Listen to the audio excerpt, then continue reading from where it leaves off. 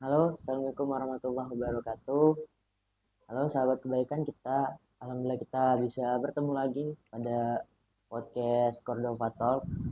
Dan pada kesempatan kali ini kita akan membahas tema tentang bedah surat Quran surah Arum ayat 41. Di mana surat Arum ayat 41 ini membahas tentang bagaimana tangan atau perbuatan manusia itu dapat apa merusak alam gitu kan, apalagi dengan kondisi kita saat ini di Sumatera ya, umumnya di mana itu khususnya di Aceh, Sumatera Utara dan juga Sumatera Barat yang pada saat ini tuh sedang mengalami bencana alam gitu kan, banjir dan longsor. Dan pada podcast Kordovato pada kali ini saya yang akan menjadi pembawa acaranya, Destiawan Duryadi, selaku tim dakwah Dompet Duafa Sumsel. Dan pada podcast kali ini kita berkesempatan untuk menghadirkan narasumber kita yaitu Ustadz Mapriansyah. Boleh. Apa kabarnya Ustadz? Alhamdulillah. Alhamdulillah. Mungkin Ustadz Apriansyah apa nih kesibukannya akhir-akhir ini? Kalau di rumah sih kita punya rumah Quran, jadi ngajarin anak-anak belajar Quran di Hmm. rumah bersama istri. Oh, itu selain itu ada lagi Ustadz kesibukan Kalau pagi kita ngajar di sekolah. ngajar di sekolah. Iya, Masya Allah. Sangat produktif sekali ya Ustadz Mapriansyah. alhamdulillah. Oke, mungkin Ustadz boleh disampaikan gitu bagaimana eh, cara kita memaknai dari surat Ar-Rum ayat 41 ini, terutama dengan relevansinya yang saat ini terjadi bencana gitu kan di Sumatera gitu. Mungkin Ustadz boleh langsung disampaikan. Ya, assalamualaikum warahmatullahi wabarakatuh. Wah, Kita bersyukur kepada Allah Subhanahu Wa Taala, di mana kita masih diberikan kesehatan oleh Allah Subhanahu Wa Taala. Maka di dalam hadis Nabi Sallallahu Alaihi Wasallam ada satu ungkapan yang mengatakan bahwa manakala kita diberikan nikmat oleh Allah Subhanahu wa taala, ucapan yang kita ucapkan adalah alhamdulillahilladzi bi ni'matihi tatimmus shalihat.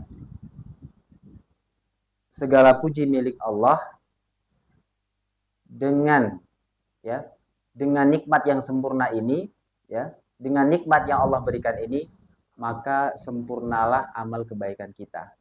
Maka kita mesti bersyukur kepada Allah Subhanahu wa taala karena Allah telah memberikan nikmat sehingga dengan nikmat sehat, nikmat kesempatan, nikmat iman dan Islam, kita mampu menyempurnakan amal kebaikan kita. Dan kita sekarang melihat bagaimana di beberapa daerah, khususnya di Sumatera, mengalami musibah. Maka ucapan doanya adalah alhamdulillahi ala kulli hal. Dalam keadaan seperti itu pun, ya, saudara-saudara kita tetap wajib memuji Allah Subhanahu wa taala. Maka pelajaran bagi kita, manakala kita dalam keadaan aman, tentram, dalam keadaan sehat ini, maka kita tetap memuji Allah Subhanahu wa taala. Berkenaan dengan kejadian yang beberapa hari ini viral dan kita melihat, kita terharu, menangis, ada yang hanya mendoakan dari jauh, maka kita teringat tentang bahwa alam, ya, alam ini adalah tanda kebesaran Allah Subhanahu wa taala. Sebagaimana Allah Subhanahu wa taala menggambarkan di dalam Quran surah Ali Imran ayat 190, "Inna fi khalqis samawati wal ard wa ikhtilafil laili wan nahar la ayati liulil albab." Sesungguhnya dalam penciptaan langit dan bumi dan silih bergantinya malam itu ada tanda-tanda ayat. Ayat ini ada dua. Ayat kauliyah, ada juga ayat kauniyah. Kauliyah itu adalah ilmu-ilmu Allah, lisan, ya, apa saja yang termaktub di dalam Al-Qur'an. Kauniyah itu apa saja yang ada di alam semesta ini yang bisa menjadikan pelajaran bagi orang-orang yang berpikir mendalam, ulil ulil albab. Kemudian manusia ini dipilih oleh Allah Subhanahu wa taala menjadi khalifah untuk menjaga menjaga alam. Ya, nanti kita bahas tentang arumnya, tapi ini sebagai pengantar tentang bagaimana Allah Subhanahu wa taala telah memilih di dalam Quran surah Al-Baqarah ayat 30, wa idz qala rabbuka lil malaikati inni ja'ilun fil ardi khalifah. Tapi ketika Allah ingin menjadikan khalifah, ya singkat ceritanya di dalam Al-Quran itu, malaikat ini sudah mengingatkan. Bahasa kita itu memprotes. Bahwa ketika ataja'alu ma fi qalu ataja'alu fiha may yufsidu fiha wa yasfikud dima. Manusia itu punya potensi untuk melakukan kerusakan dan pertumpahan darah. Tapi Allah menjawab, qala inni a'lamu ma la ta'lamu. Allah itu lebih mengetahui bahwa ada sumber-sumber kebaikan yang lain, kemanfaatan yang lain, bahwa insya Allah manusia itu bisa menjadi khalifah di muka bumi ini. Ini sebagai pengantar. Jadi manusia itu dikhawatirkan akan melakukan kerusakan di muka bumi, bahkan pertumpahan darah. Kita bisa juga melihat, ini belum kita bicara tentang kerusakan yang secara luas, secara makro, yang kecil-kecil saja, perselisihan kecil saja di antara kita, bisa saja terjadi pembunuhan, dan yang mengerikan lagi sampai mutilasi dan sebagainya. Nah, itu. Nah, ketika kita membahas tentang Quran surah Ar-Rum ini, ya, Allah menggambarkan bahwa zaharal fasadu fil barri wal bahr. Telah terjadi kerusakan di darat maupun di lautan. Bima kasabat aidin nas.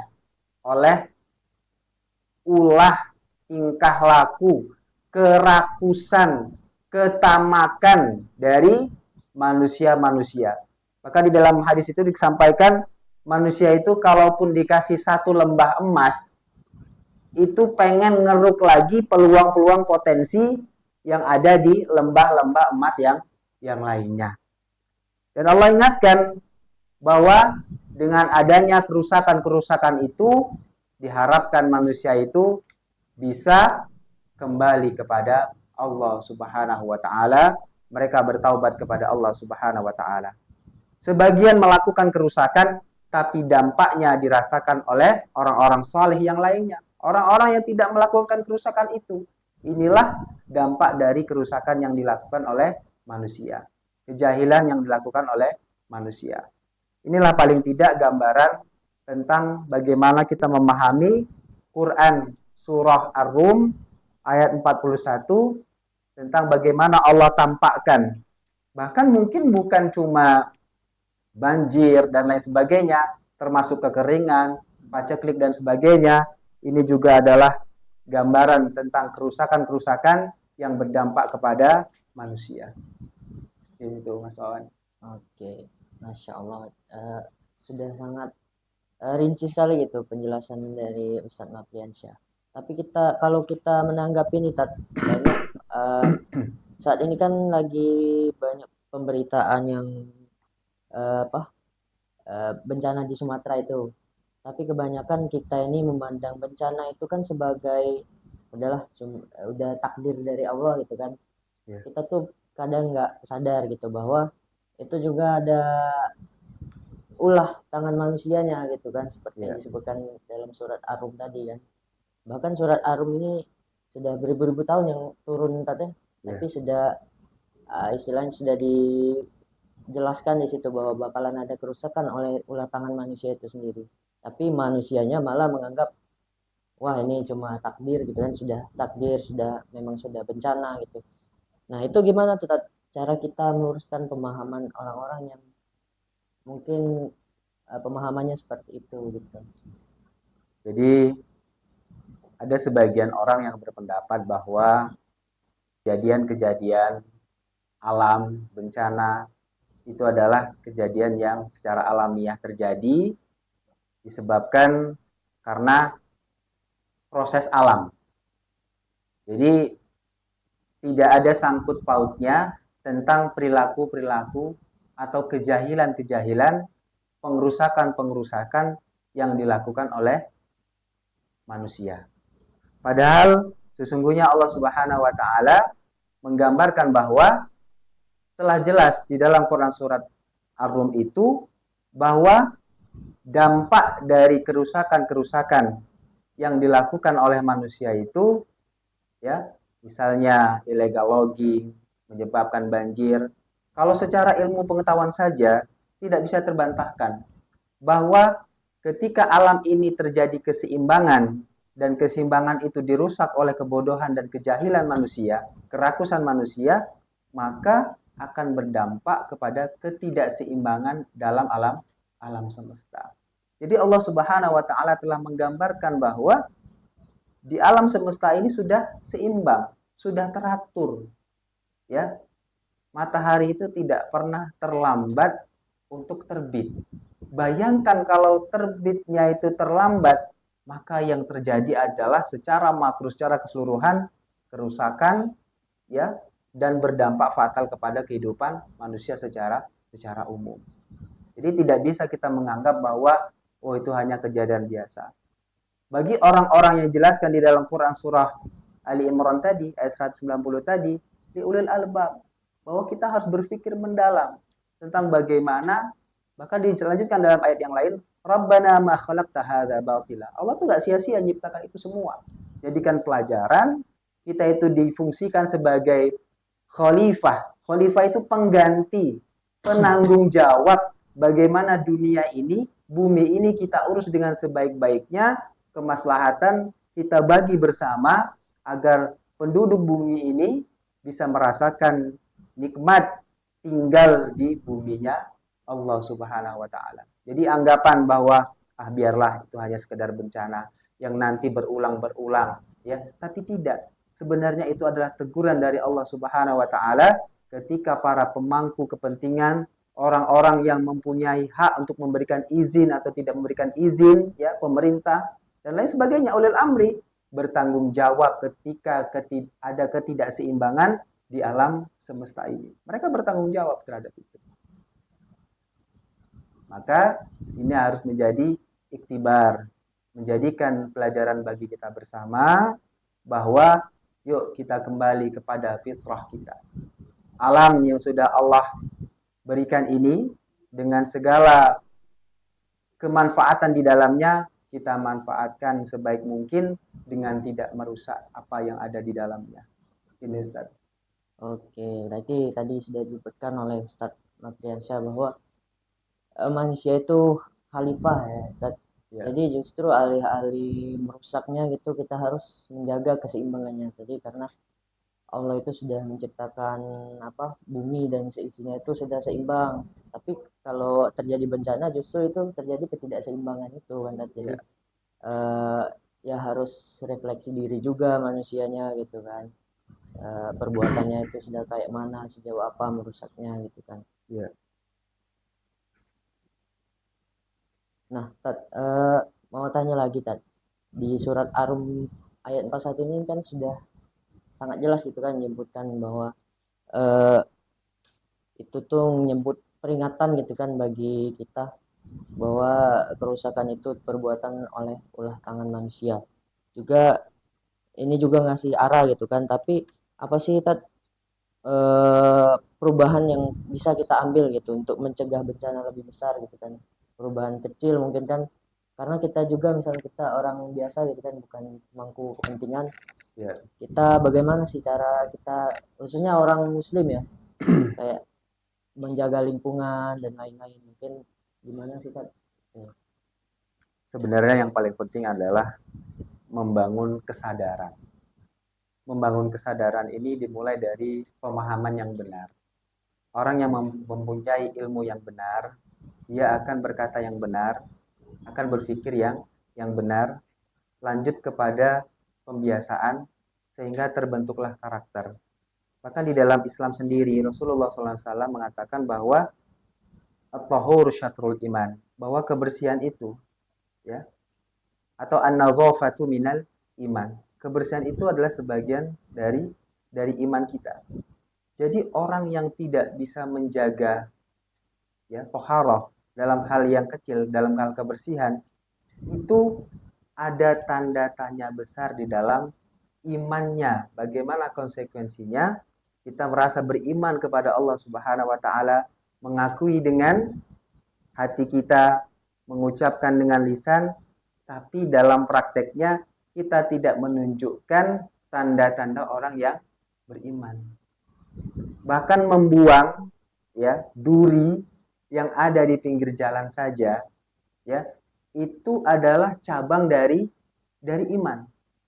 Jadi kita pahami dulu bahwa hal-hal kecil yang mungkin bisa berdampak kepada orang lain ketika duri yang ada di jalan, ketika tidak disingkirkan, berdampak kepada pejalan kaki atau yang berkendaraan. Maka kesadaran itu kita bangun, maka insya Allah bisa berdampak kepada yang lain. Kalau saya pernah mendengar bahwa perubahan itu sekurang-kurangnya dilakukan dengan 3M. Nah, mulailah dari diri sendiri. Kita kadang sibuk mengurusi orang lain, tapi kita tidak berusaha memulai dari diri kita sendiri. Ibda binafsik. Kita mulai dari diri kita sendiri. Kemudian, perubahan itu kita mulai dari hal-hal yang terkecil dulu. Mungkin terlalu berat untuk kita berkonfrontasi kepada pemangku kepentingan, ya, untuk melawan dengan segala apa daya yang kecil ini tidak mungkin.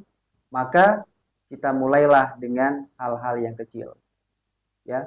Misalnya ketika kita masuk dalam masjid, ini mungkin sudah ada marbotnya, tapi kita bisa mengambil tugas-tugas yang lain, ya, menjadi bagian tanggung jawab kita yang kecil-kecil yang bisa kita lakukan agar kondisi masjid itu juga bersih. Misalkan di tempat pekerjaan kita juga menjadi pelopor untuk melakukan kebaikan. Walaupun di tengah-tengah kita sebagian besar tidak punya kesadaran yang tinggi untuk melakukan kebaikan-kebaikan dan perubahan-perubahan kecil itu.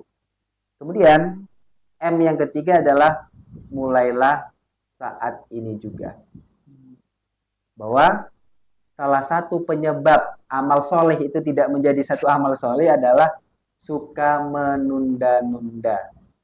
Ya, apakah sama membaca Quran hari ini nilainya dengan membaca Quran di kesempatan besok? Tidak. Satu hari ini kita dapat membaca Al-Quran, besok kita membaca Al-Quran, nilainya sudah dapat 1, besok sudah dapat 2. Kadang kita berpikir, nggak apa-apa, kita bisa baca besok. Karena hari ini sangat sibuk. Nggak apa-apa, kita bisa melaksanakan sholat tahajud besok. Karena hari ini kita tidak sempat. Karena sifat menunda-nunda itulah, maka tidak akan menjadi sebuah amal soleh. Di dalam Al-Quran itu selalu diingatkan, ya, dalam hal urusan akhirat itu, wasari'u ila maghfirah. Bersegeralah. Jadi kalau untuk urusan akhirat, cepat-cepat, bersegera. Tapi kalau untuk urusan dunia, kalaupun nggak dapat hari ini, nggak apa-apa.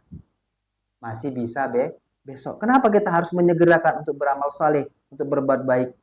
Karena kita tidak tahu batas ajal kita ini kapan datangnya. Maka kita jangan berpikir orang saja nggak berbuat, kenapa kita harus berbuat? Maka mulailah dari diri kita sendiri, mulailah saat ini, dan mulailah dari hal-hal yang terkecil yang bisa kita lakukan. Kalau kita belajar, mungkin ada salah satu buku, kalau nggak salah namanya Atomic Habit kalau nggak salah, tentang orang yang memukul batu yang besar, dipukul pukulan pertama, pukulan kedua, akhirnya di pukulan 100, batu itu bisa pecah. Apakah yang hebat itu pukulan yang 100? Tidak. Tapi akumulasi dari pukulan yang pertama, 2, dan 3. Artinya perubahan-perubahan besar itu dimulai dari langkah-langkah kecil, pukulan yang pertama, sampai kita mendapatkan hasil yang maksimal di pukulan yang ke-100. Itu akan berdampak. Tapi kan untuk sekarang mungkin sedikit ya orang-orang yang peduli. Makanya banyak terjadi kerusakan-kerusakan, ya, misalnya buang sampah, ya. Maka kitalah yang memulai untuk mengkondisikan tempat kerja kita, di rumah kita. Maka insya Allah orang-orang sekitar kita akan ikut serta dalam hal kebaikan itu. Ini tuh Ustaz. Oke, Masya Allah.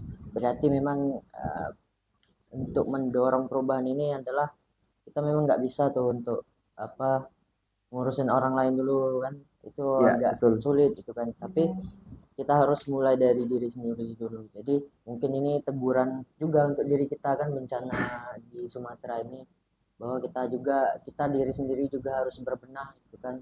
Ya, Minimal lingkungan terkecil kita kayak tadi disebutkan Ustadz, bahwa kantor juga, masjid, lingkungan kita itu harus juga dijaga gitu kan.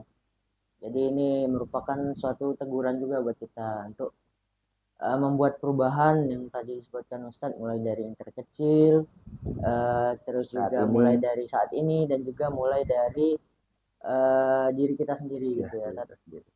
Oke. Nah mungkin Ustadz untuk konklusinya gitu dari Quran surat Ar-Rum ayat 41 ini, itu bagaimana Ustadz, kesimpulan yang bisa kita ambil dari surat Ar-Rum ayat 41 ini? Jadi Allah Subhanahu wa taala begitu sayang kepada kita. Allah sediakan bumi dengan segala kenikmatan yang ada di dalamnya. Manusia difungsikan untuk menjadi khalifah, untuk menjadi pengganti generasi-generasi sebelumnya, untuk menata, merawat bumi ini agar bisa dimanfaatkan karena fungsi kita diciptakan oleh Allah Subhanahu wa taala, wa ma khalaqtul jinna wal insa illa liya'budun. Tugas kita ini hanya untuk beribadah kepada Allah Subhanahu wa taala, menjaga bumi, menjaga alam semesta ini, ya, baik yang ada di darat, di laut, bahkan juga udara, itu adalah tanggung jawab makhluk yang ada di bumi ini. Kita sebagai orang yang beriman punya tanggung jawab. Jangan sampai Allah menegur. Di dalam Al-Quran itu disebutkan bahwa banyak kejadian-kejadian di masa Rasul, bagaimana kaum Nabi Nuh yang menolak ajakan dari kaum Nabi Nuh, ajakan dari Nabi Nuh alaihissalam, ada banjir bandang yang besar. Ketika diajak untuk masuk ke dalam kapal yang besar itu, anak dan istrinya tidak mau ikut. Walaupun dalam keadaan itu Nabi Nuh juga tetap memanggil ya bunaya, tetap memanggil panggilan sayang kepada anaknya. Anaknya berharap pindah ke tempat yang lebih tinggi, mendapatkan keselamatan, ternyata tidak juga ditolong oleh Allah Subhanahu wa taala. Maka dari itu, pahamilah bahwa kita punya tanggung jawab untuk menjaga bumi ini. Jangan sampai kejadian-kejadian yang mengagetkan kita semua ini, ya, baru kita dapat pelajaran dari apa yang sudah kita lakukan, ya, mungkin bukan kita, tapi saudara-saudara kita, dan kita punya tanggung jawab untuk saling mengingatkan, karena di akhir ayat itu Allah Subhanahu wa taala mengatakan la'allahum yarji'un, agar kalian itu dengan adanya kejadian-kejadian ini, yuk kembali kepada Allah Subhanahu wa taala. Karena makna fitrah, jadi Ustaz, kita ini seringkali menyimpang dari fitrah kita. Fitrah kita ini baik, cenderung kepada lurus, baik, hanif. Tapi kitalah yang merusak fitrah kita ini dengan melakukan perbuatan-perbuatan dosa dan keburukan, kerusakan di muka bumi ini. Mungkin inilah sebagai konklusi atau kesimpulan tentang bagaimana kita memahami Quran Surah Ar-Rum ayat 41 ini.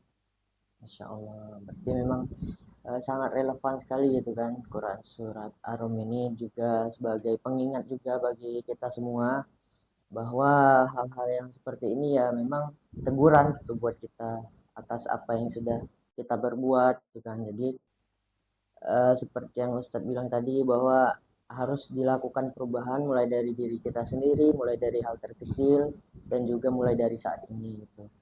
Oke, mungkin Ustadz sebelum kita tutup podcast kita, ada baiknya kita berdoa dulu Ustadz untuk saudara-saudara kita yang di Palestina, dan juga mungkin untuk saudara-saudara kita yang di Sumatera gitu kan, yang terkena bencana. Mungkin Ustadz boleh dipimpin. Ya, a'udzubillahi minasyaitonirrajim. Bismillahirrahmanirrahim. Alhamdulillahirabbil alamin. Allahumma shalli ala Muhammad wa ala ali Muhammad wa ala alihi wa ashabihi ajma'in. اللهم اغفر للمسلمين والمسلمات والمؤمنين والمؤمنات الأحياء منهم والأموات إنك سميع قريب مجيب الدعوات فيا قاضي الحاجات ربنا ظلمنا أنفسنا وإن لم تغفر لنا وترحمنا لنكونن من الخاسرين اللهم أرنا الحق حقا وارزقنا اتباعه وأرنا الباطل باطلا وارزقنا اجتنابه ربنا هب لنا من أزواجنا وذرياتنا قرة أعين واجعلنا للمتقين إماما. Ya Allah, dengan kerendahan hati kami, ya Allah, kami memohon kepada Engkau, ya Allah, ampunilah dosa-dosa saudara-saudara kami, ya Allah, yang sedang mengalami musibah, ya Allah. Berikanlah kesabaran kepada mereka, ya Allah. Mudahkanlah urusan mereka, ya Allah. Ringankanlah beban kehidupan mereka, ya Allah. Gerakkanlah saudara-saudara kami di tanah air ini, ya Allah, untuk membantu saudara-saudara muslim kami yang ada di Palestina, Sudan, dan lain sebagainya, ya Allah. Ya Allah, berikanlah kekuatan kepada saudara-saudara kami yang ada di Aceh, Sumatera Utara, Sumatera Barat, agar mereka senantiasa tabah, sabar, dan berikanlah kekuatan kepada kami agar kami mampu membantu doa, materi kepada mereka, donasi, dan apapun yang mereka perlukan untuk saat ini, ya Allah. Rabbana atina fid dunya hasanah wa fil akhirati hasanah wa qina adzabannar. Subhana rabbika rabbil izzati amma yasifun wa salamun alal mursalin walhamdulillahi rabbil alamin. Alhamdulillahirrahmanirrahim. Dengan berakhirnya doa tadi, maka berakhir pula podcast kita pada kesempatan kali ini. Kepada sahabat kebaikan yang sudah menonton hingga akhir, terima kasih. Dan kepada Ustadz Nofriansah juga terima kasih sudah hadir di podcast kita pada kali ini. Semoga bermanfaat gitu ya, Tats, kepada para sahabat kebaikan penonton di rumah. Mungkin itu dulu untuk podcast kita, podcast Kordofato kita pada kesempatan kali ini. Mungkin untuk kesempatan selanjutnya ditunggu saja teman-teman untuk podcast berikutnya. Mungkin saya Destiawan Duryadi, jika ada kata-kata yang kurang itu mohon maaf, pada Allah saya mohon ampun. Saya akhiri, wassalamualaikum warahmatullahi wabarakatuh. Waalaikumsalam warahmatullahi wabarakatuh.